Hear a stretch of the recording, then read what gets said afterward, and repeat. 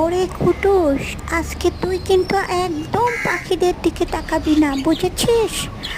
আমার কিন্তু খুব রাগ হয়।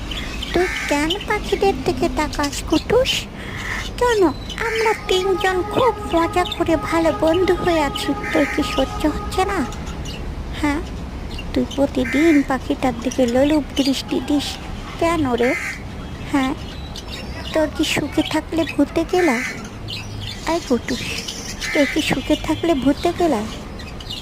একদম কথা বলবি না, পাখিদের দিকে তাকাবি না বলে দিচ্ছি। ওরে বাবা রে বাবা, ছাচ্চরা কোথাকার, ছাচ্চরা হয়েছে। পাখিদের দিকে দেখছিস কেন?